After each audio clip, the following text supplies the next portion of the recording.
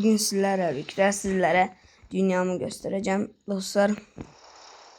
Bakın burada bir tane ev eləmişəm, gösterim.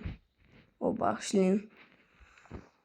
Of, cephim editör olup bağışlayın dostlar. Şimdi buna basırıq. Gelirik yukarı. Dostlar bakın böyle ev var. Yani ev maşın var. Buradan 3'ten koymuşam. Dostlar buraya ev koymuşam. Yani bu tikili kurtarmayı buraya maşınlar koymuşam.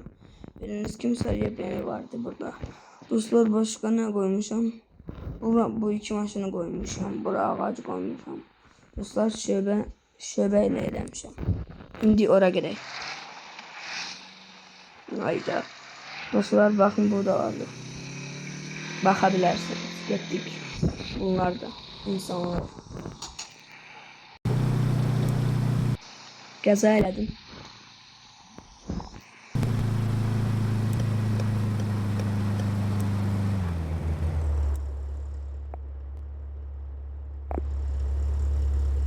Dostlar necədir?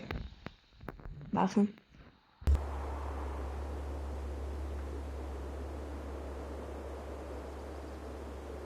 Dostlar avtobusu koya bilmedim yani.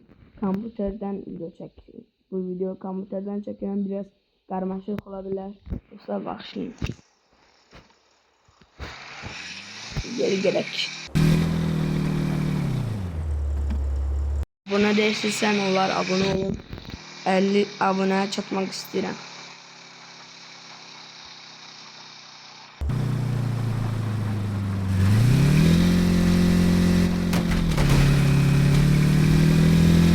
Gaza geldim.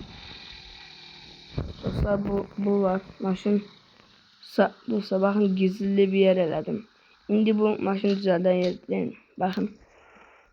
Dostlar bunu eləmək için çok çalışmışam. Dostlar bacardım ama yani. Bu təzə xəritəmdir. İndi qabağa baxın. Yani bu xəritə vardı məndə əslində. Sadəcə gəlişdirirdim yani. Kurtarmamıştı. İndi də kurtarmayıb. Yani çok şey eləmək istəyirəm dostlar. Sadəcə sizlərə ufacık bacasını göstereyim. Dostlar bakın altında bunun ne var? Niye olmur bu?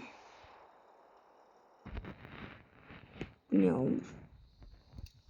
Dostlar böyle yani böyle olur. Şimdi buradan ne koymuşam? Burada tikinti gelir hele. O kurtarmayıp o iş. Dostlar kompüterden silen başlayın. Pis sürem dostlar.